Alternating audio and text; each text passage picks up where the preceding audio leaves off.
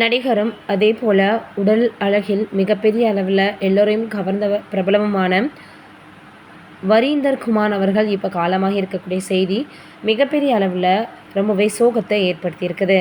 இவர் முதல் சைவ உடற்கட்டழகன்னு எல்லோராலையும் அறியப்படுறவர். 42 வயதான இவர் திரைப்படங்களின் நிலையான வாழ்க்கையை மேற்கொண்டு வந்துட்டு இருந்தார். அதே நேரத்தில் 2023 வெளியான டைகர் 3 படத்தில் நடிகர் சல்மான் கானுடன் இவர் இணைந்து நடிச்சிருந்தார். 6 அடி 2 அங்குல உயரமுள்ள வரீந்தர் குமார் 2006ஆம் ஆண்டில் மிஸ்டர் இந்தியா பட்டத்தை வென்றவர். மேலும் மிஸ்டர் ஆசியா போட்டியில் 2வது இடத்தை பிடித்தார். இந்த நிலையில் இவர் மாரடைப்பு காரணமாக காலமாகியிருக்கார். இந்த செய்தி அவங்களுடைய குடும்பத்தினர் செய்தியாளர்களுக்கு தெரிவிச்சிருக்கிறாங்க.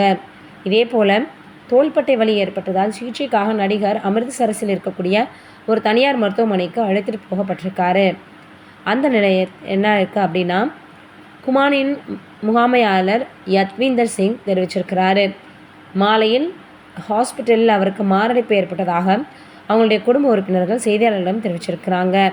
இப்படி நல்ல நடிகரையும் அதே போல் ஒரு நல்ல வீரரையுமே நம்ம இழந்துட்டோம் அப்படின்னு மிகப்பெரிய அளவில் எல்லோருமே வருத்தம் தெரிவித்து வந்துட்டுருக்காங்க. தொடர்ந்து ரசிகர்லேருந்து எல்லோரும் அவருடைய ஆன்மா சாந்தி அடையணும்னு கடவுள்கிட்ட பிரார்த்தனை பண்ணி வந்துட்டுருக்காங்க.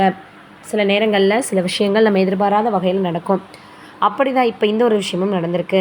இதை பார்த்துட்டு எல்லோருமே என்ன ஆச்சு குமார் அவர்களுக்கு அப்படின்னு கேட்டு வந்துட்டுருக்காங்க. நல்லா இருந்த மனிதருக்கு திடீர்னு உடல்நல குறைவுன்னு மருத்துவமனையில் அனுமதிக்கப்பட்ட போதும் தோள்பட்டையில் வலி ஏற்பட்டு திடீர்னு நெஞ்சுவலி ஏற்பட்டு காலமாக இருக்கார். இந்த செய்தி எல்லோருமே மிகப்பெரிய அளவில் சோகத்தில் ஆழ்த்திருக்கு.